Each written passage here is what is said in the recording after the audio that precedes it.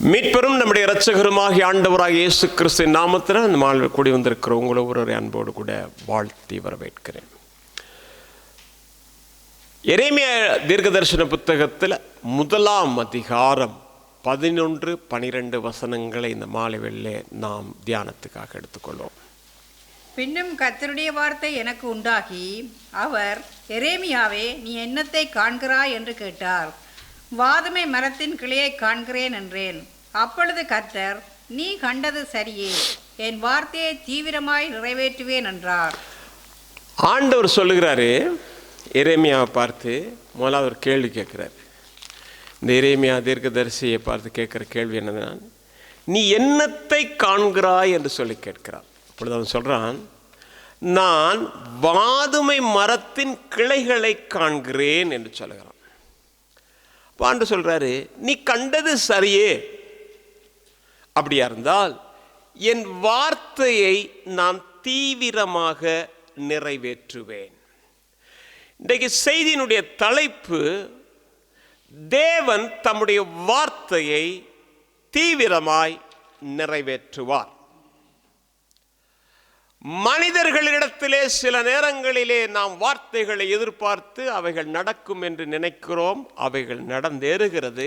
ஆனால் சந்தர்ப்ப சூழ்நிலைகளிலே சிலது நிராகரிக்கப்பட்டு விடுகிறது. ஆனால் தேவன் ஒரு மனிதனுக்கு ஒரு வார்த்தையை கொடுத்திருப்பாரேயானால் அந்த வார்த்தை நிச்சயமாகவே நிறைவேறும் என்பதிலே எந்த ஐயப்பாடும் இல்லை. வேதத்திலே ஒரு மனிதன் தன்னுடைய வாக்கை குறித்து சொன்னபோது இன்னொருவர் சொல்லுகிறார், அந்த வார்த்தை மிகவும் மிகவும் உன்னதமானது. காரணம் என்றால் அவர் நிறைவேற்றுவார் என்று சொல்லுகிறதை பார்க்கிறோம். அந்த பகுதியை முதலாவது நாம் தியானத்துக்கு எடுத்துக்கொண்டு தொடர்ந்து நாம் பயணிக்க கர்த்தர் நமக்கு உதவி செய்வார். சில நேரங்களிலே சில அனுபவங்களை உங்கள் மத்தியிலே இன்றைக்கு நான் பகிர்ந்து கொள்ள வாஞ்சிக்கிறேன். அவைகள் உங்களுக்கும் பலனுள்ளதாகவும் எனக்கும் பலனுள்ளதாகவும் இருக்கும் என்று விசுவாசிக்கிறேன். நாம் திருப்பிக் கொள்ளுவோம் ரூத்தினுடைய புத்தகத்தில் 3ஆம் அதிகாரம் 11ஆம் வசனத்துக்கு நேராக நம்முடைய கவனத்தை. இப்போதும் மகளே, நீ பயப்படாதே, உனக்கு வேண்டியபடியெல்லாம் செய்வேன். நீ குணசாலி என்பதை என் ஜனமாகிய ஊரெல்லாரும் அறிவார்கள். இங்கே நாம் பார்க்கிறோம், போவாஸ் ரூத்தை பார்த்து சொல்லுகிறான், நீ குணசாலி என்பதை என் ஜனமாகிய ஊரார் எல்லாரும் அறிவார்கள். குணசாலியான பெண்ணை பார்த்தால் ஊரெல்லாம் தெரியுமா? அது நமக்கு இப்ப தேவையில்லை. அப்படி என்ன நடந்தது என்று சொன்னால், நகோமி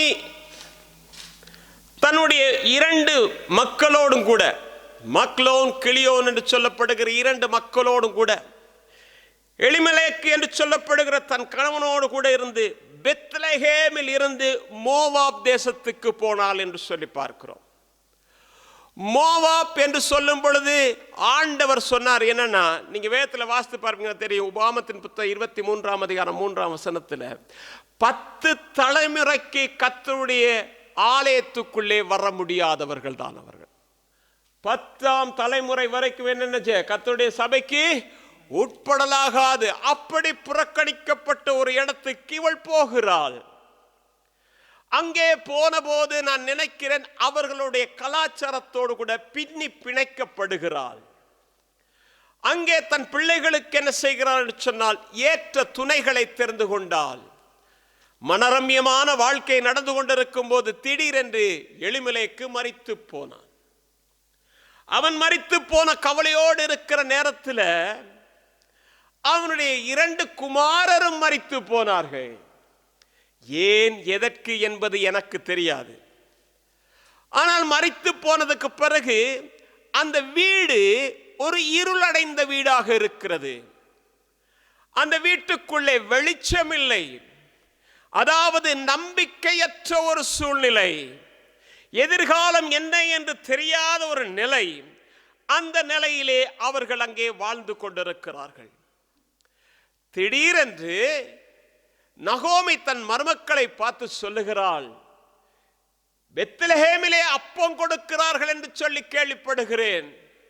நான் போனால் என் வயதுக்கு ஏற்ற விதமாக ஏதாவது அப்பம் கிடைக்கும், சாப்பிட்டு மீதி நாட்களை நான் முடித்துக் கொள்வேன். ஆனால் நீங்கள் ஒன்று செய்யுங்கள், நீங்கள் உங்கள் இனஜனத்தினிடத்திலே போங்க, போயிட்டு நீங்க அங்க ஒரு மறுபடியுமாக ஒரு திருமணம் பண்ணி அங்க என்ன செய்யுங்கன்னு சொன்னா உங்கள் கணவர்மார் வீட்டிலே இருங்கள் என்று சொல்லுகிறதை வேதத்தில் பார்ப்பீங்க. அங்க போய் என்ன செய்யுங்க, அவங்களோட நீங்க இருங்க அப்படின்னு சொன்ன உடனே 2 பேரும் ஓன்னு அழுகுறாங்க. மாமி அப்படிப்பட்டதெல்லாம் சொல்ல வேணாம் மாமி, நாங்க அங்கிருந்து வந்திருக்கிறோம் உங்களோட தான், உங்க கூட தான் வருவோம் அப்படின்ற ஒரே ஒரு தீர்மானத்தோடு கூட இருக்கும் பொழுது நகோமி மறுபடியும் சொல்லுகிறாள், என் மருமக்களே, நான் உங்களுக்கு சொல்லுகிறதை கொஞ்சம் கேளுங்க.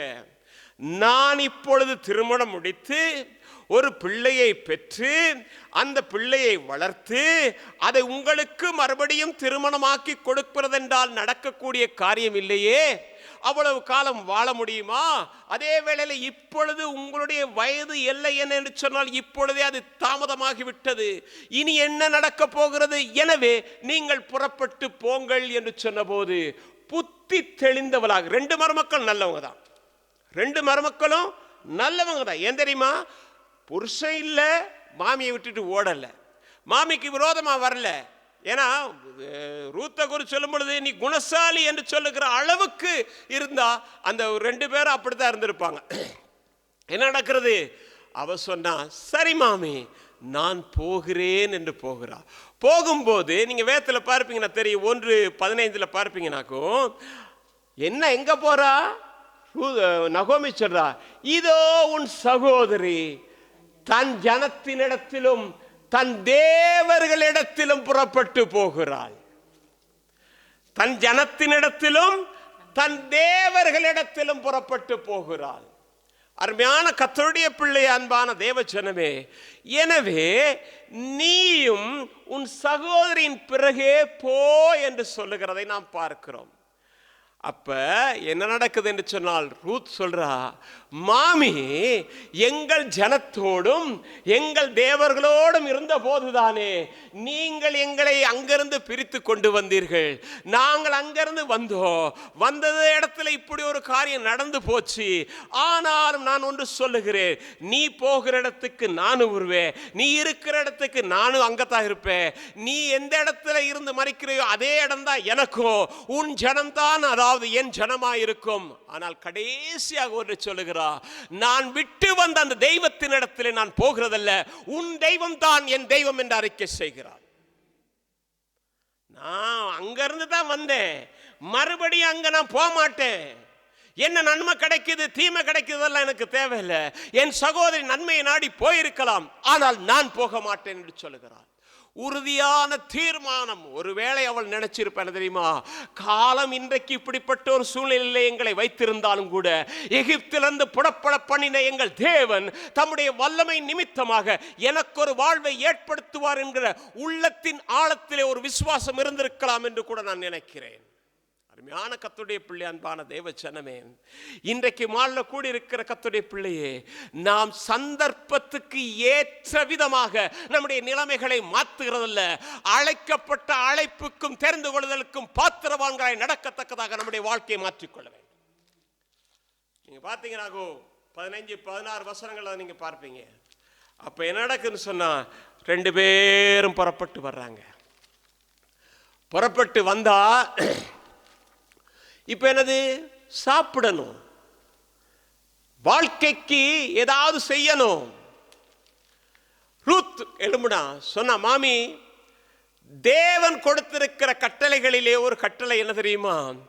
அறுப்பு காலம் வரும் பொழுது திராட்சை தோட்டமாக இருக்கலாம், கோதுமையாக இருக்கலாம், வயல் நினைச்ச கூடாது நான் தான் விதைச்சேன்னு எல்லாத்தையும் நீ நினைச்ச கூடாது, அள்ளிட்டு போகக்கூடாது.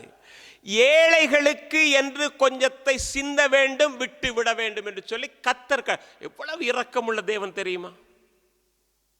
எப்படி அன்புள்ள தேவன் தெரியுமா? கொஞ்சத்தை விட்டு அந்த வார்த்தை நினைவு கூர்ந்தவளாக சொல்லுகிறாள், நான் போகிறேன், எங்கேயாவது இருந்தா கொஞ்சம் சேர்த்துக்கிட்டு வர்றேன் அப்படின்றார். அவளுக்கு யாரு எவரு எந்த சொந்தம் ஒண்ணுமே தெரியாது. ஆனால் போனால் எங்கே போனால் தெரியுமா? எங்க போனா? போவாஸ் வயலுக்கு போயிட்டா. போவாஸ் வயலுக்கு போயிட்டு அறுத்துட்டு அப்படியே வர்றா வீட்டுக்கு. வீட்டுக்கு வந்தோடனே மாமி கேட்குறா, மருமகளே நீ இன்னைக்கு எந்த இடத்துக்கு போனம்மா அப்படின்னு. அவ சொல்றா, போவாசுடைய வயல்ல சரியான இடத்துக்கு தான் கர்த்தர் உன்னை கொண்டு போயிருக்கிறாரு. தேவன் வழி நடத்துகிற இடம் சரியானதா தான் இருக்கும். தேவன் வழி நடத்துகிற இடம் சரியானதா போயிருக்க. நிச்சயமாக அங்க ஒரு அற்புதம் நடக்கும். நான் சொல்லுகிறபடி கேளு. ஏன்னா உனக்கு நன்மை பழகும்படியா நான் ஒரு காரியம் சொல்றேன். நாளைக்கு போ, அந்த வேலைக்காரரோடு கூட சேர்ந்து கொள். நீ அங்கெல்லாம் செய்து முடிச்சதுக்கு பிறகு அவர்கள் கண்ணுக்கு தெரியாம கொஞ்சம் கூட ஒளிஞ்சிரு. அதுக்கு பிறகு அவர்கள் சாப்பிட்டு குடிச்சிட்டு அவர்கள் தூங்கும்போது நீ ஒரே ஒரு காரியம் செய், மெல்லமா போய் போவாசுடைய காலுக்கு கீழே நீ படுத்துக்க. அவ்வளவுதான் செய்ய முடியும். அவன் இரவிலே புரண்டு படுக்கிற போது யார் அப்படின்னு கேட்பான். அப்ப நீ சொல்லு. அதே மாதிரி கற்றுக் கொடுத்த விதமாகவே அவள் என்ன செஞ்சா? போனா. போயிட்டு ஒரு ஓரமாக இருந்துட்டு எல்லாரும் சாப்பிட்டாங்க. சாப்பிட்டு முடிச்சதுடனே படுத்தாச்சு. படுத்தோடனே அவன் இரவு அப்படியே திரும்பி படுக்கும்போது காலுக்கு கீழே தட்டுப்படுது. யார் அப்படின்னு கேட்குறான். ரூத், உம்முடைய போர்வையை என்மேல் விரியும், நீர் சுதந்திரவாளி என்று சொல்லுகிறான். அப்போ அவன் சொன்னான், நான் சுதந்திரவாளி என்பதை நான் அறிவேன், என்னை விட ஒரு சுதந்திரவாளி இருக்கிறான். அதே வேளையில் நான் உனக்கு கொண்டு சொல்லுகிறேன், மருமகளே, வாலிபர் பிறகும் அல்லது போனால் வசதி வாய்ந்தவர்கள் பிறகு நீ போகாம நீ இந்த இடத்துக்கு வந்ததும் அதே வேளையில் உன் மாமிக்கு செய்ததும் எல்லாம் எனக்கு தெரியும்மா, பொறுத்துக்கொள், விடியட்டும் என்று சொல்றான். அது வரைக்கும் முதல்ல நீங்க வாசிங்க, என்ன வசனம் தெரியுமா? பயப்படாதே, உனக்கு வேண்டியது எல்லாம் செய்வேன், நான் உனக்கு வேண்டியதெல்லாம் செய்வேன், நீ பயப்படாத, காலை வரை பொறுத்துக்கொள். அதுக்கு பிறகு நமக்கு தெரியும், நடந்த காரியங்கள்லாம் தெரியும். இப்போ என்ன செய்யறான்னு சொன்னா, அங்கிருந்து வர்றா. நீங்க அந்த வசனத்தை மட்டும் வாசிங்க, 3ஆம் அதிகாரம் 18ஆம் வசனம். அப்பொழுது அவள், என் மகளே, இந்த காரியம் என்னமாய் முடியும் என்று நீ அறியும் மட்டும் பொறுத்திரு, அந்த மனுஷன் இன்றைக்கு இந்த காரியத்தை முடிக்கும் முன் இளைப்பாற மாட்டான் என்றாள்.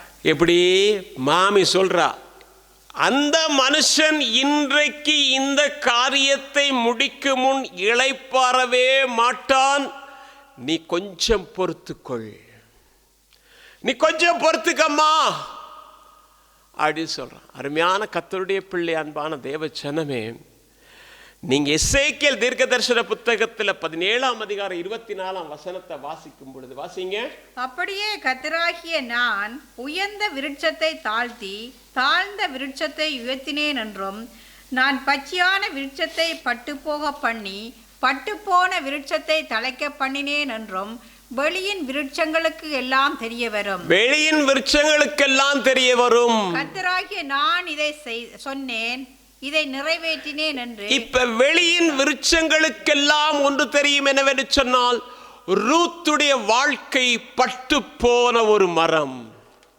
அந்த குடும்பம் இருளிலே இருக்கும் போது நம்பிக்கை என்ற ஒன்று இல்லாமல் இருந்தது. எதிர்காலம் என்ன என்பது தெரியாமல் இருந்தது. அப்படித்தானே? ஏன்னா 3 பேரும் பொம்பளைங்க, வாழ்க்கையில 3 பேரும் இழந்துட்டாங்க. எதிர்காலம் என்னன்னு தெரியாம இருக்கிறது. வேதனை மிகுந்ததும் சோர்வு மிகுந்ததுமான ஒரு வாழ்க்கை. அருமையான கர்த்தருடைய பிள்ளை, அன்பான தேவ ஜனமே, சில நேரங்கள்ல நம்முடைய வாழ்க்கையும் கூட இப்படிப்பட்ட ஒரு கேள்வியான நிலையிலே வருகிறது. என்னவென்று சொன்னால், எல்லா பக்கமும் இருள் சூழ்ந்திருக்கிறது. என்ன நடக்க போகிறது, ஏது கிடைக்க போகிறது, எப்படி ஆகும் என்கிற கேள்விகள் மாறி மாறி வரும் பொழுது, எதிர்காலம் கேள்வியாக இருக்கிறது என்று சொல்லும் பொழுது நமக்குள்ளே ஒரு பயம், நமக்குள்ளே ஒரு தவிப்பு, நமக்குள்ளே ஒரு சோர்வு வருகிறது உண்டு. அருமையான கர்த்தருடைய பிள்ளை, அன்பான தேவ ஜனமே, சோர்வு வருகிறது கர்த்தருடைய பிள்ளைகளுக்கு என்ன என்கிறது அல்ல, சோர்வு எல்லா மனிதர்களுக்கும் வருகிறது உண்டுதான். எலியாவை எடுத்து பார்ப்பீர்களா, பெரிய ஒரு ஊழியக்காரன் தான். சோர்ந்து போய் அழுது கொண்டிருந்தான். நான் ஒருவன் மட்டும்தான் பக்தி வைராக்கியமாய் சொன்னா இல்லையா, சோர்ந்துட்டான். நான் தான் சொன்னேன் முதல்ல சில காரியங்களை உங்களோடு கூட பகிர்ந்து. நானும் கூட ஆண்டவர்கிட்ட கேட்டேன், ஆண்டவரே என்ன ஆண்டவரே, எத்தனையோ காரியங்களை குறித்து தெளிவாக என்னோடு கூட பேசுறீங்க, தெளிவாக சொல்லுவீங்க. இந்த சபையில் இன்றைக்கி ஒருத்தர் வர்றாருன்னா கூட அந்த காரியங்களை கூட சிலரை காட்டுவார், சபையில் உள்ள சிலர் காரியங்களை காட்டுவார். நான் யாருக்கு எதுவும் சொல்றதில்லை, ஆனால் சொல்லுவேன் இப்படி நடக்குது இப்படி நடக்குன்னு சொல்லுவேன். ஆனால் அப்படியெல்லாம் பேசுகிற கர்த்தர், எத்தனையோ மைல்களுக்கு அப்பால் இருக்கிற காரியங்களை காட்டின கர்த்தர், இன்றைக்கு என்னோடு கூட நீங்கள் பேசாமல் இருக்கிறது என்ன என்ன என்ன என்னன்னு சொல்லி நான் கலங்கி போன நேரம். அருமையான கர்த்தருடைய பிள்ளை, அன்பான தேவ ஜனமே, நான் ஒரு காரியம் சொல்வேன்னா, நீங்கள் எனக்கு தெரிஞ்ச ஒரு சகோதரன் அங்கே இருக்கார், அவங்களுக்கு கூட நாங்கள் பெரிய தொடர்பெல்லாம் இல்லை, சுவிசில் தான். அந்த அவருடைய மகன் என்ன செய்தார்னு சொன்னா, அவர் இருள் சூழ்ந்த ஒரு இடத்துல இருக்கிறார் போல எனக்கு ஒரு சொப்பனம் மாதிரி ஒன்று வந்தது. ஆனால் நான் யாரும் எதற்கு ஆண்டர் காட்டினாலும் யாருக்கு சொல்றதில்லை. ஆண்டர் ஜெபிக்க சொன்னார்னு ஜெபிச்சுட்டு போயிடுவேன் என் பாட்டுக்கு, நான் யார்கிட்ட ஒன்றும் சொல்றதில்லை. அப்போ இவங்களோட காரியத்தை நான் சொல்றது இல்லைன்னு வீட்டில் சொல்லிட்டு இப்படி இருக்குதுன்னு சொல்லி ஜெபிச்சு நான் அவங்களோட கதைக்க போகிறேன், இப்படி சொல்ல போகிறேன்லாம் சொல்லலை. ஆனால் ஏதோ ஒன்று டெலிஃபோன் எடுத்து காய்ச்சிட்டு அவங்கள்ட்ட சொல்லிட்டேன், இந்த நிலையில் இருக்காங்க அப்படின்னு சொன்னோன்னு அவங்க சொன்னாங்க, பாஸ்டர் நீங்கள் ஜெபிச்சு கொள்ளுங்க அப்படின்னாங்க. சொன்னதுக்கு பிறகு என் மனம் போராடுது. ஏண்டா இதை நான் சொன்னேன், எதற்காக நான் சொன்னேன், தேவையில்லாததை சொன்னேனே அப்படின்னு சொல்லி போராடிக்கிட்டே இருக்குது. ஆனால் அந்த வீட்டுக்கு வேறொரு ஊழியக்காரன் போகும்போது வாசலிலே வைத்து சொன்னானாம், இப்படிப்பட்ட ஒரு நிலையில தான் இங்கே இருக்கிறார் என்று சொல்லி. அந்த செய்தி கேட்ட அதுக்காக நான் சண்டை போடலை. என்னன்னா, கர்த்தர் இப்படியெல்லாம் நீர் சொல்லுகிறீரே செய்கிறீரே என்று சொல்லும் பொழுது எனக்கு மிகவும் வேதனையான ஒரு காரியம். ஆனால் எனக்கு தேவையானதை என்னோடு கூட நீர் பேசலையே என்று சொல்லி அப்போ சில நேரம் யோசனை வருது எப்படி. ஆனாலும் எனக்கு நம்பிக்கை இருக்கு, என்னன்னா என் தேவன் அற்புதன்றது தெரியும், அதிசயமானவன் தெரியும், என் வாழ்க்கையில் செய்த நன்மைகள் தெரியும். நான் சனிக்கிழமை நாங்கள் எல்லாரும் வெளியில் போகும்போது அந்த ட்ராம்ப் ஹால் கிட்ட வரும்பொழுது எங்கள் வீட்டுக்கிட்ட இருக்கிற ஒருவர் அங்கேருந்து வந்தார். வந்து அவர் நான் எப்போ கண்டாலும் கை காட்டுவேன், ஒரே ஒரு முறை தான் அவர்கிட்ட பேசியிருக்கிறேன். பேசும்போது அவர் வர்றார், வந்தால் எனக்கும் ட்ராம்ப் வருது. வந்தோடனே அவர்கிட்ட கேட்டேன், அவர் ஹலோ நீங்கள் எப்படி இருக்கிறீங்கன்னு கேட்டேன்.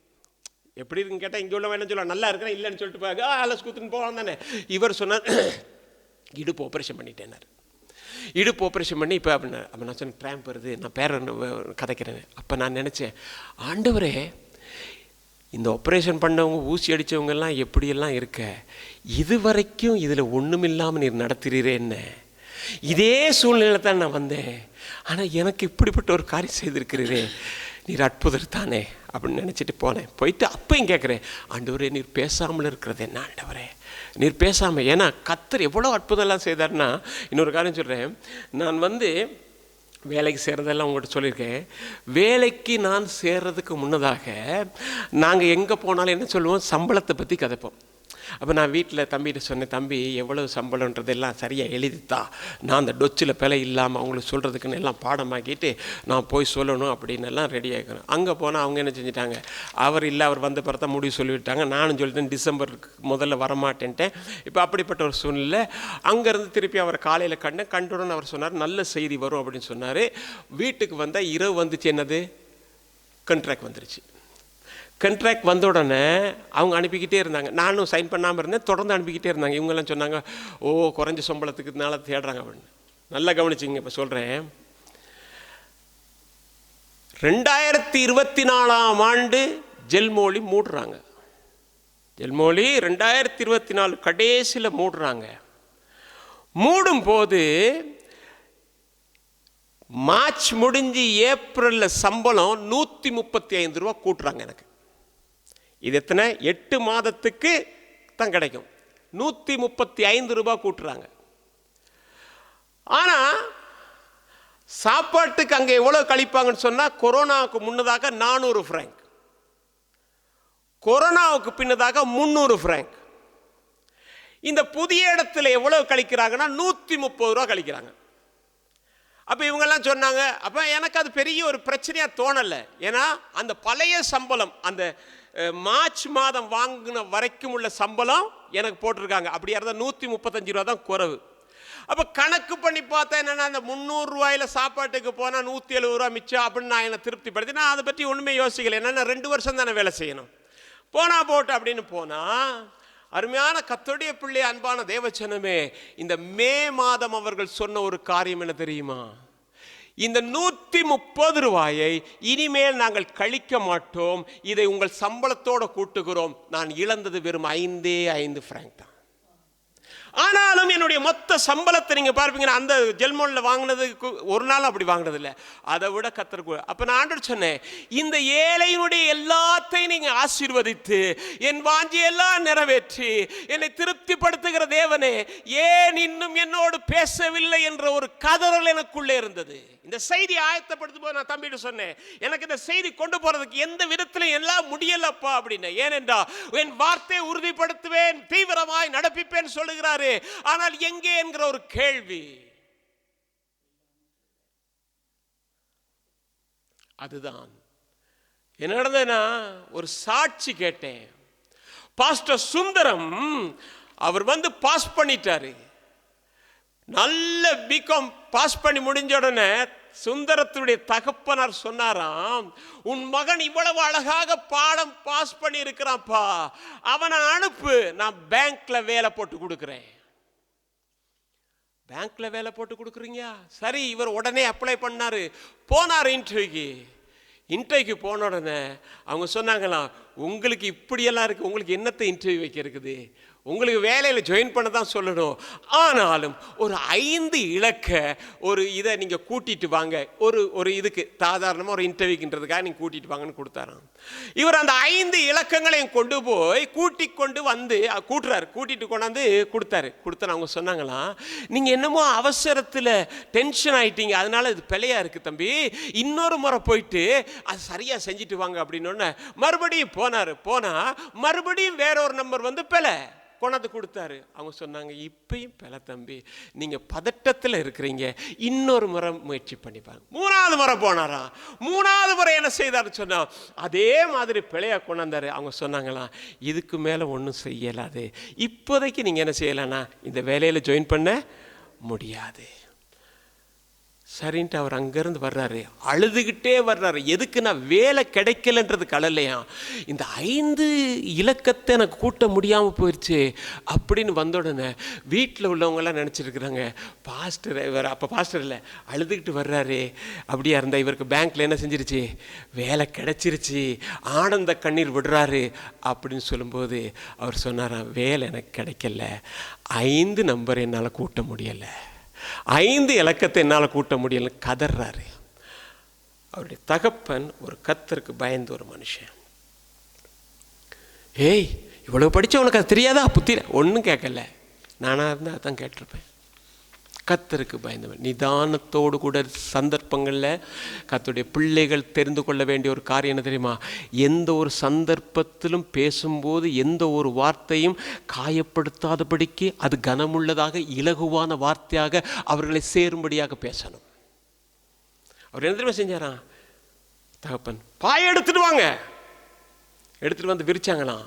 எல்லாரும் முழங்கால் போடுங்க. முழங்கால் போட்டு கையை உயர்த்தி ஆண்டவர் சுந்தரத்துக்கு வேலை கொடுக்காதனால ஸ்தோத்திரம் பண்ணுங்கன்னு சொன்னார். எல்லாருக்கும் அதிர்ச்சி, என்ன இது, அருமையான கர்த்தருடைய பிள்ளையே, இந்தியாவில் ஒரு பெரிய பணக்காரன் என்றோ உலகத்திலே ஒரு பெரிய பணக்காரன் என்றோ அவரை ஆண்டவர் செய்யல.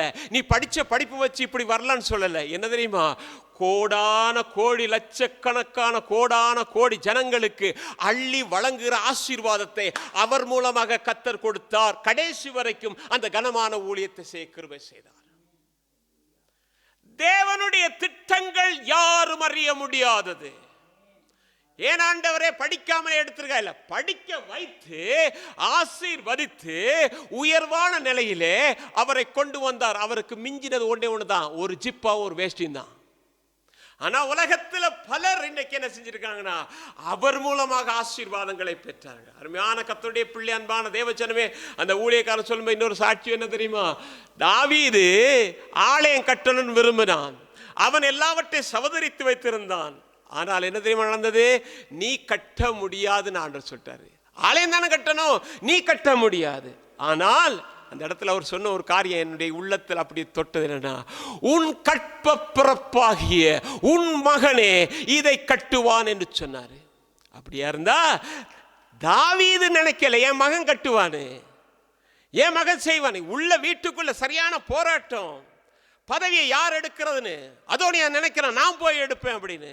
அப்படிதானே? வீட்டுக்குள்ள பெரிய சண்டை. அங்க அவரை தூசித்த ஒருத்தர் சீமை இருக்கிறான், அபியத்தர் இருக்கிறாங்க, யோவாப் இருக்கிறான். எல்லா பல போராட்டங்கள் மத்தியிலே ஆண்டு சொல்றாரு இவன் கட்டுவான். ஆனா இவனுக்கு என்ன தெரியாதுன்னா, போக்குவரத்து அறியாதவன் இவன் புலம்பிக்கிட்டு இருக்கிறான். அதுதான் தேவன் நம்மை அல்ல, பெற்றோருடைய விருப்பம் இதுவாக இருந்தாலும் கூட தேவன் பிள்ளைகளை குறித்து வைத்திருக்கிற நோக்கமானது வித்தியாசமானது, அது நிறைவேறுகிறதா இருக்கிறது.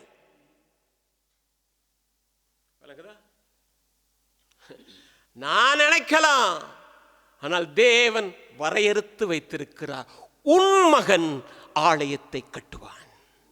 அருமையான கர்த்தருடைய பிள்ளை, அன்பான தேவஜனமே, இன்றைக்கும் அந்த மகன் இருளில் இருந்தது போல அநேகர் இருளில் இருக்கிறாங்க. நீங்கள் செய்ய வேண்டியதெல்லாம் ஜெபிக்க வேண்டியதுதான். இன்றைக்கு மாலை கூடி இருக்கிற அப்படியா இருந்தா, பட்டு போன மரம் வெளியின் விருட்சங்கள் எல்லாம் பார்த்து சிரிக்கிறது, இது நல்ல காணுகிட்டு இருந்துச்சு, அது பட்டு போச்சு அப்படின்னு. அப்படித்தானே நீங்க வாசித்த வசனம்?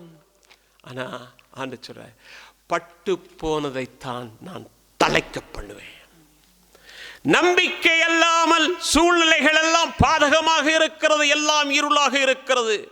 என்ன செய்கிறது என்று சொன்னால், நீ தேவனை விசுவாசிப்பாய் என்று சொன்னால், நம்பிக்கையே இல்லை, இதுல எந்த மாற்றமும் இல்லை, அது தழைக்க வாய்ப்பே இல்லை என்று சொல்லுகிறதை கர்த்தர் தழைக்க பண்ண உண்மை. ஏனென்றால் கர்த்தர் சொன்னார், சொன்னதை செய்வார். என்ன பண்றது? கர்த்தராகிய நான் இதை சொன்னேன், இதை நிறைவேற்றினேன் என்று உரைத்தார். இதுல பாருங்க, விருட்சங்கள் எல்லாம் பட்டு போனது. அப்படியா இருந்தா அதுல என்ன இருக்கிறது? இறந்த காலம். அப்படிதானே? பட்டு போனது. இதை நான் சொன்னேன், அதுவும் இறந்த காலம். இதை நான் நிறைவேற்றினேன், நிகழ்காலம். இன்றைக்கு கர்த்தர் நிறைவேற்றுகிற தேவனாயிருக்கிறார். அருமையான கர்த்தருடைய பிள்ளை, அன்பான தேவஜனமே, ஒரு ரூத்துடைய வாழ்க்கை பட்டு போயிருந்தது. போவாஸ், ரூத், ஈசாயின் மகன் தாவீது, தாவீதின் சந்ததி கிறிஸ்து. அது தழைக்க பண்ணினார், பிரகாசிக்க பண்ணினார். வாதுமை மரம், அந்த கோல் ஆரோன் கிட்ட இருந்தது. வாதுமை மரத்தின் கோல் தானே, குத்தி குத்தி குத்தி குத்தி குத்தி குத்தி அது உயிர் கிடையாது, காஞ்சி போய் அப்படியே கிடக்கு. அப்படித்தானே? ஆண்டு சொன்னார், தேவ சமூகத்தில் கொண்டு வந்து வைக்க சொன்னார். வச்சபோது அது துளிர்த்து பூத்து காய்த்து கனி தருமானால், தேவ சமூகத்தில் நீ இன்றைக்கு சரியா இருப்பன்னு சொன்னா, தேவன் தழைக்க பண்ணி பூத்து காய்த்து கனி கொடுக்க கிருபை செய்வார்.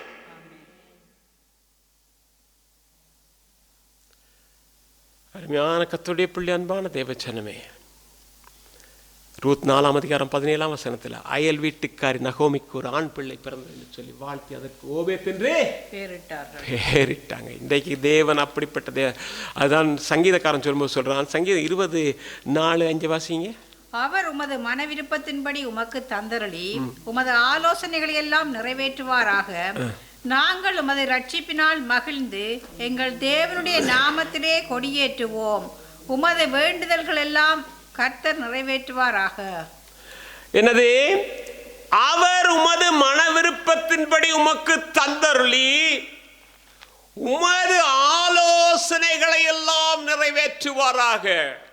இன்னொரு பகுதியில் சொன்னா, உன் வாஞ்சைகளை எல்லாம் நிறைவேற்றுவாராக. அதோடு கூட என்ன சொல்ற?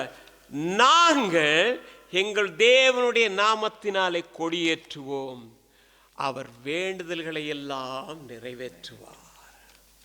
அல்லேலூயா. என் தேவன் இன்றைக்கும் நம்முடைய வேண்டுதல்களுக்கு செவிசாய்க்கிற ஒரு தேவன். அந்த செவிசாய்க்கிற தேவன் நீட்டப்பட்ட பலத்த கரத்தினாலே அற்புதம் செய்ய உண்மையுள்ளவராயிருக்கிறார். நான் ரொம்ப வேதனைப்பட்டு தான் இந்த செய்தி ஆயத்தப்படுத்துறேன். ஏலாது ஏலாது ஏலாது என்று சொல்லி ஊழியக்காரன் இப்படி சொல்லலாமான்னு கூட நீங்க கேட்கலாம். ஊழியக்காரனும் மனுஷன்தான், ஊழியக்காரன் மனுஷன்தான். ஊழியக்காரருடைய பாடுகள் என்னன்னு நான் உங்களுக்கு காட்டுறேன் பாருங்க. ஏன்னா எனக்கு தெரியாது எப்படி இந்த செய்தி போகும்னு எனக்கு தெரியாது. நான் சொன்னேன் எங்க தொடங்குற என்ன செய்யறேன்னு தெரியாம இருந்தது. அப்ப கர்த்தர் இன்றைக்கு பொய் சொல்லுகிற தேவன் அல்ல என்று என்னாமத்தின் புத்தகத்தில் 23ஆம் அதிகாரம் 19ஆம் வசனத்தை வாசிக்கும் பொழுது, பொய் சொல்ல தேவன் ஒரு மனிதன் அல்ல, மனம் மாற தேவன் ஒரு மனுபுத்திரனும் அல்ல. அவர் சொல்லியும் செய்யாதிருப்பாரா, அவர் வசனித்தும் நிறைவேற்றாதிருப்பாராக. அருமையான கர்த்தருடைய பிள்ளையே, தேவன் நம்மை ஆசீர்வதிப்பேன் என்று சொன்ன வார்த்தையை என்ன சாத்தா எந்த ரூபத்தில் எப்படி வந்தாலும் கூட தேவனை விட அவன் பெரியவனாக மாற முடியாது. தேவன் நமக்கு கொடுத்தே தான் ஆவார். அப்படியா இருந்தா யாருக்கு கொடுப்பார்னு சொன்னா, சகரியா 6:15 நீங்க வாசித்து பார்த்தீங்கன்னா தெரியும். கர்த்தரின் சத்தத்தை கேட்டு நடந்தீர்களானால் நிறைவேறும் என்று சொல். அவ்வளவுதான். கர்த்தரின் சத்தத்தை கேட்டு நடந்தீர்களானால் இது நிறைவேறும் என்று சொல். கர்த்தருடைய சத்தத்தை கேட்டு அதை கீழ்ப்படியணும். சில நேரங்களில் கர்த்தருடைய சொல்லுக்கு சத்தத்துக்கு கீழ்ப்படிந்து உண்மை உள்ளவர்களாக இருந்தாலும் கூட ஒண்ணுமே நடவாமல் இருக்கிற நேரம் போலவும் கர்த்தர் மறந்து போனார் என்று சொல்லத்தக்கதான ஒரு நிலையும் காணப்படலாம். வேதத்தில் பாருங்க, சங்கீதங்களுடைய புத்தகம் 105ஆம் அதிகாரம் 19ஆம் வசனம்.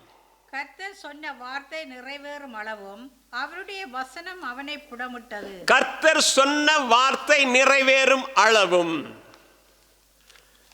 அவருடைய வசனம் அவனை புடமிட்டது. யாக்கோபை குறித்து நாம் அறிந்திருக்கிறோம். யாக்கோபுடைய மனைவியாகிய ராகேல் பிள்ளை இல்லாமல் இருந்தாள். பிள்ளை இல்லாமல் இருந்தபோது முதிர் வயதிலே யாக்கோபுக்கு பிறந்தவன் தான் இந்த யோசேப்பு. முதிர் வயதிலே பிறந்தவன் தான் இந்த யோசேப்பு. ராகேல் பிள்ளையை எடுத்த உடனே அவ என்ன தெரியுமா சொன்னா, என் நிந்தையை கர்த்தர், தேவன் என் நிந்தையை நீக்கினார். தேவன் என்ன செஞ்சிட்டாரு? என் நிந்தையை நீக்கிவிட்டார். ஒரு பிள்ளை என்னது நல்லா கவனிச்சுங்க, முதிர் வயதில் பிறந்தது. அதோடு அவ நிக்கல. அடுத்ததுதான் முக்கியம். என்ன தெரியுமா? அவளுக்கு ஒரு விசுவாசம். இது மூத்த பிள்ளை, இன்னொரு பிள்ளையும் கத்த தருவார். அந்த பிள்ளை ஆம்பளை பிள்ளையா பிறக்குமோ பொம்பளை பிள்ளையா பிறக்குமோ? நிந்தை அகற்றின தேவன் எனக்கு இன்னொரு குமார், வாசிங்க இந்த வசனத்தை. இன்னும் ஒரு குமாரனை கர்த்தர் எனக்கு தருவார் என்று சொல்லி அவனுக்கு யோசேப்பு என்று பெயரிட்டார். இன்னும் ஒரு குமாரனை தருவார். அவன் வயசு போயிடுச்சு. ஏதோ இத்தனை வருஷத்துக்கு பிறகு ஒன்று கண்ணேன்னு பிறந்துச்சு. இது கர்த்தருக்கு ஸ்தோத்திரம். என் இந்திய போயிடுச்சே. எனக்கு கர்த்தர் இன்னொரு குமாரனை தருவார். எவ்வளவு பெரிய விசுவாச அறிக்கை தெரியுமா அது? இன்னைக்கு நம்ம ஏதாவது நடக்கலன்னா 1000 காரியங்களை யோசித்து பார்த்து ஐயோ அப்படியா இப்படியா. விசுவாசம் சொல்லுமா கர்த்தர் அதை செய்வார்னு? கர்த்தர் இந்த வியாதி குணப்படுத்துறன்னு சொல்லுமா? அந்த கிடைக்குன்னு சொல்லுமா? இல்லை. 1008 கேள்வி. ஏன்னா இங்கே பெரிய கம்ப்யூட்டர். அதனால தான் காரியங்கள் நடக்கிறது ரொம்ப தாமதம். மூளையை கொண்டு சிந்தித்தால் தேவனிடத்திலிருந்து பெறுகிறது ரொம்ப கஷ்டம். தேவனை விசுவாசித்தா குருடனை போல இருக்கணும். அவர் கரம் பிடித்து நடத்த உண்மையுள்ளவர் அறிகிறார். இப்ராஹிமை கரம் பிடித்து நடத்தின கர்த்தர் இன்றைக்கு மாலையில் நமக்கு உண்மையுள்ளவர் அறிகிறார். அருமையான கர்த்தருடைய பிள்ளை, அன்பான தேவச்சனமே, அப்போ இன்னொரு குமாரனையும் தருவார் அப்படின்னு நீங்கள் பார்த்தீங்கன்னாக்கும், இவன் தகப்பன் திருவயதில் பிறந்ததுனால சரியான அன்பு. யார் மேலே? யோசேப்பு மேலே சரியான அன்பு. இவனும் அன்பு அப்பா மேலே. ஆனால் இவன்கிட்ட ஒரு கெட்ட பழகிறது. அப்பப்போ போய் அள்ளி விட்டு வந்துடுவான். நீங்கள் 37:2 பார்த்தீங்கன்னா தெரியும். அப்பா இன்னைக்கு நான் பார்த்தேன், அவன் அப்படி செஞ்சான், இவன் இப்படி செஞ்சான் அப்படின்னு சொல்லுவான். இதை சகோதரர் கேட்ட போது என்ன நடந்தது? அவனை பகைத்தார்கள் என்று போடப்பட்டிருக்கு. என்ன செஞ்சிருக்காரு? பகைத்தார்கள் என்று போடப்பட்டிருக்கு. இந்த பகைத்தார்கள் என்று போடப்பட்ட நிலையில் இருக்கும்போது இவன் யாருன்னா கர்த்தருக்கு நல்ல பயந்தவன். போத்திபார் வீட்டில் சொன்னா தானே தேவனுக்கு பயந்தவனா அப்படின்னா கர்த்தருக்கு பயந்தவன். இப்போ ஆண்டவர் என்ன செஞ்சார்? சும்மா இருக்க முடியாமல் இவனுக்கு ஒரு சொப்பனத்தை காட்டி விட்டார். என்ன சொப்பனம்? அரிக்கட்டுகள் எல்லாம் கீழே விழுந்து கிடக்கிறது. இவனுடைய அரிக்கட்டு மட்டும்தான் என்னது? நிற்கிது. இதை சொன்ன உடனே அவனுக்கு இன்னும் கோபம் கூடி போச்சு. அரிக்கட்டா நிற்கிது, நிற்கும் அப்படின்னு பார்த்துக்கிட்டே இருக்கான சந்தர்ப்பம். அதோட கூட இன்னொரு சொப்பனத்தை காட்டிட்டார். அரிக்கட்டோட முடிஞ்சாலும் பரவாயில்ல, சூரியனும் சந்திரனும் நட்சத்திரங்களும் வந்து யாக்கோபு கிட்ட சொன்ன. யாக்கோபு கோவம், ஏய் நான் உங்கள் அம்மா வந்து முட்டி போடுவோமாடா அப்படின்னாரு. ஆனாலும் மனதில் வைத்துக்கிட்டார். ஏன்னா யாக்கோபு கர்த்தருக்கு பயந்தவன். இப்போ என்ன நடக்குது? ஒரு நாள் பார்த்துட்டு, மகனே அன்னை மாதிரிலாம் ஆடு மேய்ச்சிட்டு இருக்காங்க, போயிட்டு என்ன செய், சுகம் விசாரித்துட்டு வா, இதை கொண்டு போய் அவங்ககிட்ட கொடு. நல்ல நோக்கத்தில் தான் போகிறான். அங்கே போனாலும் கூட என்னென்னா முதலாவது பார்த்தா ஆட்கள் இல்லைன்னு பேசாமல் திரும்பி வரல. எங்கே இவங்கெல்லாம் கேட்டு தேடி போகிறான் பாருங்கள். தேடி போகிறான். தனக்கு வாழ்க்கைக்கு துன்பத்தை அவனே தேடி போன மாதிரி தேடி போகிறான். தேடி போய் அங்கே பார்த்த உடனே இவனை கண்டுட்டானோ, தூரத்திலே கண்ட உடனே வர்றார். யார் வர்றா? சொப்பனக்காரன் வருகிறான். இவனுடைய சொப்பனம் எப்படி முடிகிறது என்று பார்ப்போம். அவனை விற்றாங்க. விற்றதுக்கு பிறகு அதெல்லாம் நமக்கு தெரியும். அப்புறம் குழியில் போட்டது. இப்போ எங்கே போயிட்டான்? போத்திபார் வீட்டுக்கு போனான். போத்திபார் வீட்டுக்கு போனோன்னு நினைக்கிறான். வித்தானோ ஏதோ நம்ம அடிமையாக இல்லாமல் இந்த இடத்துல அடிமை மாதிரி இருந்தாலும் சுதந்திரமாக வாழ்கிறோமே, சந்தோஷமாக இருக்கணும்னு நினச்சிக்கிட்டு இருக்கும்போது அங்கே இருந்து மனுஷி வந்துட்டான். போத்திபார் மனுஷி குறுக்க வந்துட்டான். குறுக்க வந்த உடனே இவன் என்ன செஞ்சாங்க? பிடிச்சி எங்கே கொண்டு போய் போட்டாங்க? ஜெயிலில். அரிக்கட்டு எங்கே இருக்குது? கீழே கிடக்குது, நிலத்தில் கிடக்குது. அப்படி தானே? மிதிக்கிறதுக்கு ஏதுவாக இருக்குது. மிதிக்கிறதுக்கு ஏதுவாக இருக்குது. என்ன அரிக்கட்டு நிமிர்ந்து. இப்போ யோசிப்பேன், என்னது ஆண்டு சும்மா இருக்காமல் தேவையில்லாம் காட்டினார். இப்போ எல்லாமே முடிஞ்சு. இப்போ எல்லாமே சில நேரம் கத்திர காட்டினா கூட நடக்காமல் போனால் நம்ம அப்படி தான் நினைப்போம். எல்லாம் முடிஞ்சு போச்சு அப்படியே நினச்சிக்கிட்டு இருக்கான். அருமையான கர்த்தருடைய பிள்ளை, அன்பான தேவஜனமே, இப்போ கீழே கிடக்கிறது இது புலம்ப ஆரம்பிக்குது. வேதனை வந்து என்ன நடக்கும்? வேதத்திலே ஒரு வசனம் இருக்கு. என்ன? மதுபானம் குடியாமல் வெறுத்திருக்கிறவரை கேள். திராட்சை ரசம் குடியாமலே வெறுத்த ஏசாயில் இருக்கு. ஏன்னா அது புலம்பும். என்ன அது மாதிரி இது புலம்ப ஆரம்பிக்குது. எப்படி புலம்புது? வாசிங்க பார்ப்போம்.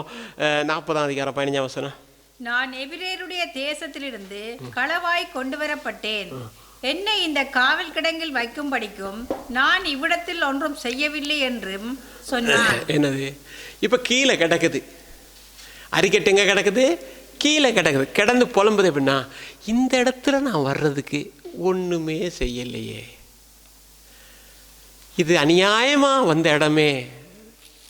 பல விதத்திலும் போராடு. சில நேரங்களில் நம்முடைய வாழ்க்கையிலும் கூட பல போராட்டங்கள் வரும் பொழுது நம்மை அறியாமலே புலம்புகிற நேரம் இருக்கிறது.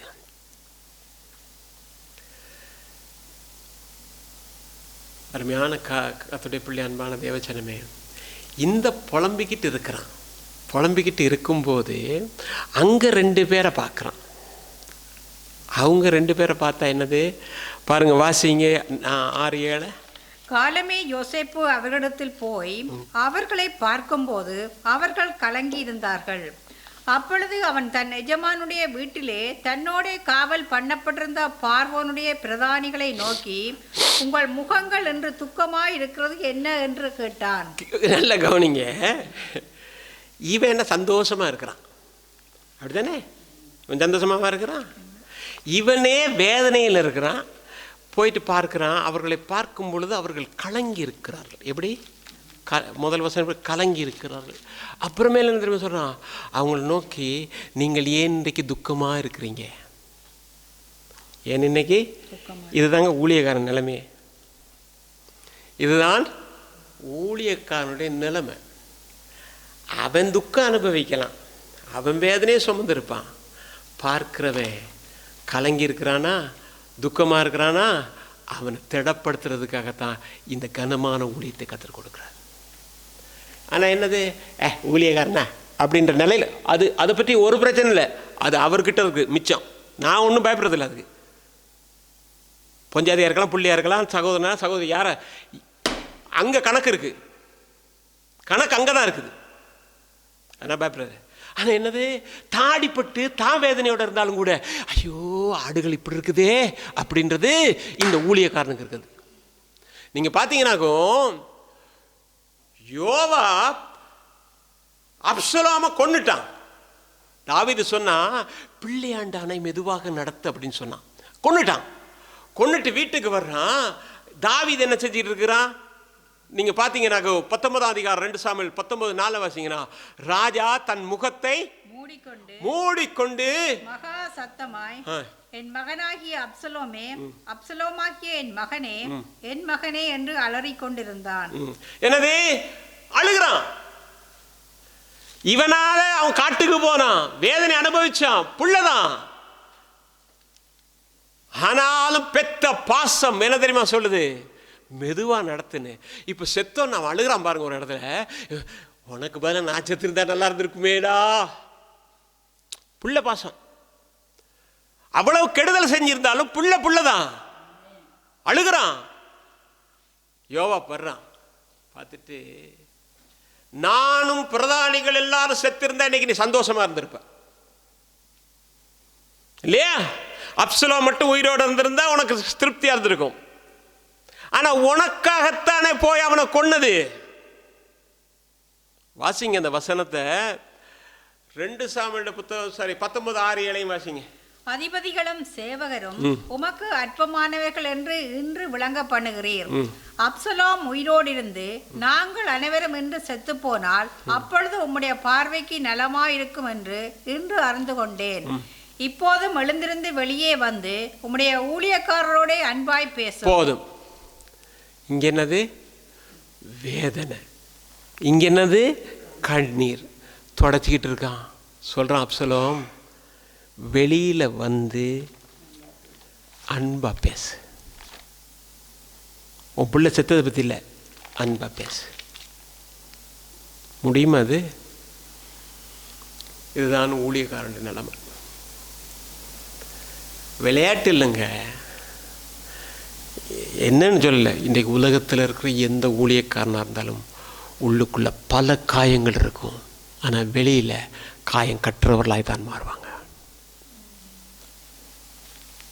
அவர்களுக்காக கண்ணீரோடு இருந்து, ஆண்டவரே ஆண்டவரே அவர் வாழ்க்கை சீரடைட்டும் ஆண்டவரே. அருமையான கர்த்தருடைய பிள்ளையே, இப்போ யோசேப்பு கேட்குறான் என்னங்க அப்படின்னு. சுயம்பாகி சொல்கிறான், நான் ஒரு சொப்பனம் கண்டேன். அப்படியா அப்படின் போது பானபாத்திரம் சொல்கிறான், நானும் ஒரு சொப்பனம் கண்டேன், சொல்லுங்கடா அப்படின்னு கேட்டோடனே சுருக்கமாக போகிறேன். சுயம்பாகி சொன்னோடனே அவன் சொல்லிட்டான், 3ஆவது நாளில் என்ன செய்கிறோம், உங்கள் கழுத்திலாம் போயிடும், தூக்கி போட்டுருவார் அப்படின்னு. பானபாத்திரக்காரனை பார்த்தான். பானபாத்திரக்காரன் சொல்கிறான், நீ ஒன்றும் கவலைப்படாத, 3 நாளைக்கு பிறகு நீ மறுபடியும் எங்கே போயிடுவ, அரண்மனைக்கு போயிடுவ, அங்கே ராஜாவுக்கு மறுபடியும் நீ ஊற்றி கொடுப்பப்பா அப்படின்னு சொல்லி சொன்ன மாதிரி என்னென்ன நடந்துருச்சு. ஆனால் சொல்லி கடைசி அவனுக்கு ஒரு காரியம் சொன்னேன் தெரியுமா, நீ பானபாத்திரக்காரனாய் மறுபடியும் போய் ராஜாவுக்கு ஊற்றுற நேரத்தில் நான் உனக்கு செய்தது மட்டும் என்ன செஞ்சிடாத, மறந்துடாதப்பா. 3 நாள் இடைவெளி, 3 நாள் இடைவெளி. முதல்ல அடி வாங்கி இந்த கட்டு கீழே கிடக்குது, அப்படிதானே? மிதிக்கிறதுக்கு எதுவாக கிடக்குது. சூரியன் சந்திரன் வரல, சூரிய வெளிச்சமே இல்லாமல் இருக்குது. ஒன்றுமே எல்லாம் அனாதையாக கிடக்கிறான். இப்போ என்ன தெரியுமா யோசித்துக்கிட்டு இருக்கிறான்? சூரியனும் வர வேணாம், சந்திரனும் வர வேணாம், அரிக்கட்டும் நிற்க வேணாம், நம்ம இருக்கிற நெல்லை எங்கே ஓடிப்போம்? வீட்டுக்கு ஓடி போகிறதுக்கு ஒரு வழி கிடைச்சா அதான் நினச்சிருப்பான். வீட்டுக்கு போகிறதுக்கு ஒரு வழி கிடைச்சா அது போதும். இப்போ நானாக இருந்திருந்தா என்ன தெரியுமா செஞ்சுருப்பேன்?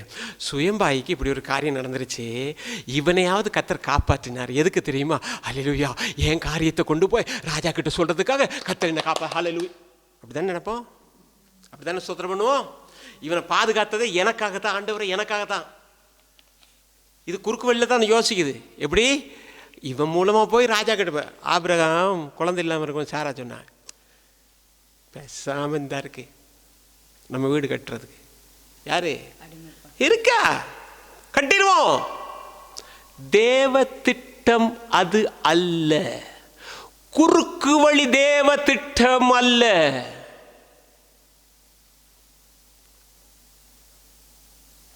இவன் குறுக்கு வழியில் பார்க்குறான்.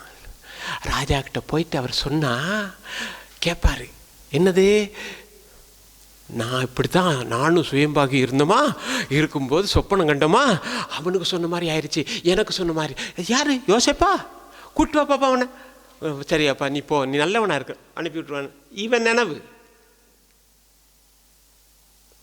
கடங்களை கடக்கிற, கீழே கடக்கிற அரிக்கட்டினுடைய நினைவு. ஆனால் அந்த அரிக்கட்டை நிறுத்துகிறதற்கும் தம்முடைய வார்த்தையை உறுதிப்படுத்துகிறதற்கும் உண்மை உள்ள ஒரு தேவன் இன்றைக்கும் இருக்கிறவராயிருக்கிறார். என்ன நடந்தது? நீங்க அந்த வசனம் மட்டும் வாசிங்க, 23ஆம் வசனம். ஆனாலும் பானபாத்திரக்காரனின் தலைவன் யோசேப்பை நினையாமல் அவனை மறந்து விட்டான். அவன் மறக்கல்ல. 3 நாள் எப்படி மறப்பான்? 3 நாள் எப்படி மறப்பான்? அவனை மறக்க பண்ணினார். ஏன் தெரியுமா? அவனுக்கு இன்னும் டைம் இருக்கிறது, அவனுக்கு இன்னும் டைம் இருக்குது. மோசையை வனாந்திரத்தில் கொண்டு போய் 40 வருஷம் ஆடு மேய்க்க வைக்கணுன்றது அவருக்கு தெரியும். அதுக்கு பிறகு தான் அரண்மனை கொண்டு போகணும் தெரியும். டைம் இருக்குது அப்படின்ட்டு ஆண்டவர் மறக்க பண்ணார். சில வேளைகள் நம்முடைய வாழ்க்கையிலும் கூட சில முயற்சிகள் பயனற்று போகிறது. அது நிமித்தம் மனம் சோர்ந்து போகு, தேவனையே சந்தேகிக்க ஆரம்பிக்கிறோம். எல்லாம் கர்த்தர் மறந்துருப்பார், கர்த்தர் நினைக்க மாட்டார் அப்படின்னு. ஆனால் யோசேப்புக்கு சொன்னதை கர்த்தர் நிறைவேற்றினார். நீங்கள் வாசித்து பாருங்கள், 42ஆம் அதிகாரம் 6ஆம் வசனம். யோசேப்பு அத்தேசத்துக்கு அதிபதியாய் இருந்து தேசத்தின் ஜனங்கள் யாவருக்கும் விற்றான். யோசேப்பின் சகோதரர் வந்து முகம் குப்புற தரையிலே விழுந்து அவனை வணங்கினார்கள். அறிக்கட்டெல்லாம் வந்துச்சா?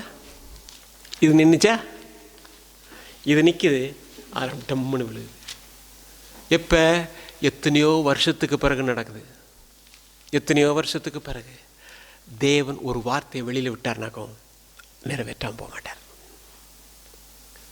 எல்லாரும் கிட்ட வந்து வேணும். இப்போ யோசேப்பு என்ன நினச்சிருப்பான்? அன்னைக்கு காட்டினாரு, உண்மை உள்ளவனாக இருந்தேன், பொறுமையோடு இருந்தேன், இன்றைக்கி அதை நிறைவேறிருக்கு. அதனால தான் சொல்லப்பட்டிருக்குது 19ஆம் அதிகாரம், கர்த்தர் சொன்ன வார்த்தை நிறைவேறும் அளவும் அவருடைய வசனம் அவனை என்ன செஞ்சான்? புடமிட்டது. அவன் கால்கள் விலங்கு போட்டு ஒடுக்கினார்கள், அவன் பிராணன் இரும்பிலே அடைக்கப்பட்டிருந்தது. அருமையான கர்த்தருடைய பிள்ளை, அன்பான தேவஜனமே, அப்படியா இருந்தால் வேதம் சொல்லுகிறது, யோபு சொல்லும்போது சொல்றான், எனக்கு குறித்திருக்கிறதை நிறைவேற்றுவார், இப்படிப்பட்டவைகள் இன்னும் அநேகம் அவரிடத்திலே. கர்த்தர் சொன்ன வார்த்தை நிறைவேறும், அதுக்கு காலம் இருக்கு. இன்னும் அவரிடத்தில் அநேகம் உண்டு. எனக்கு குறித்திருக்கிறதை அவர் நிறைவேற்றுவார். அருமையான கர்த்தருடைய பிள்ளை, அன்பான தேவஜனமே, நான் ஒன்று சொல்லுகிறேன், என்ன தெரியுமா? கர்த்தருடைய வசனம் அவனை புடமிட்டது இல்லையா? ரோமர் 10 நாம் வாசிக்கும்போது எப்படி பார்க்குறோம்? 10:15 எப்படி? கேள்வினாலே விசுவாசமானது கேள்வினாலும், கேள்வி என்னது? தேவனுடைய. அப்போ விசுவாசம் வளரணும்னா வசனம் வேணும். அது என்னது? ஒன்று இந்த பேதுரு 1ஆம் அதிகாரம் 5ஆம் வசனம் 7ஆம் வசனம் போட்டிருக்கு, அழிந்து போகிற பொன் அக்கினினாலே சோதிக்கப்படுறது போல அதில் மேலான உங்கள் விசுவாசம் சோதிக்கப்பட்டு, அப்படின்னா பொன் சோதிக்கப்படணும். வசனத்தினாலே அவன் இன்னும் சோதிக்கப்படுகிறான். சோதிக்கப்பட என்ன? இப்போ முழு சுத்த பொண்ணாக மாறுகிறான். அந்த நிலைமை வர வரைக்கும் கர்த்தர் என்ன செய்யறா? அடைச்சி வைக்கிறாரு. எதுக்கு தெரியுமா? அவனை மகிமை உள்ள ஒரு பாத்திரமாய் மாற்றுகிறது. அருமையான கர்த்தருடைய பிள்ளை, அன்பான தேவஜனமே, புலம்பல் 2:17 வாசிக்கும் பொழுது, கர்த்தர் தாம் நினைத்ததை செய்தார், பூர்வ நாட்கள் முதற்கொண்டு தாம் கட்டளையிட்ட தமது வார்த்தையை இன்றைக்கு அதை கர்த்தர் நமக்கு செய்வார். அருமையான கர்த்தருடைய பிள்ளை, அன்பான தேவஜனமே, வாக்குத்தத்தம் பண்ணின கர்த்தர் ஒருபோதும் வருவார். நீங்கள் ஆபிரகாமை குறித்து பார்த்தீங்கன்னாக்கா ஆண்டவர் சொன்னார், ஆபிரகாமுக்கு நான் உன் ஜனங்கள் எல்லாத்தையும் கூட்டிகிட்டு போவேன், உன் ஆசீர்வதியம் அப்படின்னாரு. சொன்ன வார்த்தைக்கு அவன் கீழ்ப்படிவானோ, தனக்கு வர்ற சந்ததிக்கு அதை சொல்லுவான்னு சொல்லி கர்த்தர் சொல்லியிருந்தார். எனவே வாக்குத்தத்தம் பண்ணினவர் நிறைவேற்ற வல்லவராய் இருக்கிறான் என்று அவன் தேவனை மகிமைப்படுத்தினான் என்று வேதம் சொல்லுது. இன்றைக்கு மாலை கூடியிருக்கிற கர்த்தருடைய பிள்ளை, அன்பான தேவஜனமே, இதோ நாட்கள் வரும் என்று கர்த்தர் சொல்கிறார், அப்பொழுது நான் இஸ்ரவேல் குடும்பத்துக்கும் யூதாவின் குடும்பத்திற்கும் சொன்ன நல்வார்த்தையை நிறைவேற்றுவேன், ஆகையால் என் வார்த்தைகள் ஒன்றாகிலும் இனி தாமதிப்பது இல்லை என்று கர்த்தராகிய ஆண்டவர் உரைக்கிறார். நான் சொன்னேன், சொன்ன வார்த்தை நிறைவேறும், கர்த்தராகிய ஆண்டவர் உரைக்கிறார் என்று அவர்களுடைய சொன்ன வார்த்தை கர்த்தர் நிறைவேற்றுவார். நாம் ஒரு நாள் சாட்சி கொடுக்க வேண்டி வரும். எப்படி தெரியுமா? கர்த்தர் இஸ்ரவேல் குடும்பத்துக்கு சொல்லியிருந்த நல்வார்த்தையில் ஒன்றும் தவறல்ல, எல்லாத்தையும் கர்த்தர் நிறைவேற்றினார். நெகேமியா 9:8 மட்டும் வாசிங்க.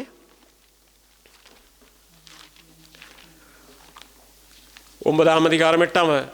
அவன் இருதயத்தை உமக்கு முன்பதாக உண்மை உள்ளதாக கண்டு கானானியர், ஏத்தியர், எமோரியர், பெர்சியர், எபூசியர் எல்லாரையும் இதாக்கிட்டு, கர்த்தர் உம்முடைய வார்த்தையை நிறைவேற்றினீர், நீர் நீதி உள்ளவர். கர்த்தர் தம்முடைய வார்த்தையை நிறைவேற்றுவார். என் வார்த்தை தீவிரமாய் நிறைவேற்றுவேன். எரேமியாவே, நீ காண்கிறது என்ன? வாதுமை மரத்தின் கிளைகளை காண்கிறேன். நீ கண்டது சரியே, என் வார்த்தையை தீவிரமாய் நிறைவேற்றுவேன். சூழ்நிலைகள் ஒன்றும் நமக்கு சொல்லாது, நிறைவேறதுக்கு வாய்ப்பு இருக்கு. ரூத், நீ நினைக்கிறியா ரூத் ஒரு வாழ்க்கை அமையணும்? சொல்றதுக்கு வழி இல்லை, ஆனாலும் அழைத்த தேவனுக்கு தெரியும். நகோமி, உன் மருமகளுக்கு இப்படிப்பட்ட வாக்குத்தத்தை கொடுத்துட்டு வர்றியே, ஒரு வாழ்க்கை அமையுமா? தெரியாது, எல்லாம் இருட்டாதான் இருக்குது. ஆனால் அங்கே ஒருவர் இருக்கார், வெளிச்சமா. அந்த வெளிச்சம் இந்த வெளிச்சத்து மேலே படும் பொழுது இது பிரகாசிக்கும். இன்றைக்கு மாலை கூடி இருக்க துடிப்பிலே கொஞ்ச நேரம் ஜெபம் பண்ணுவோம். எல்லாரும் எழுந்துருங்க. ஹல்லேலூயா, ஹல்லேலூயா, ஹல்லேலூயா.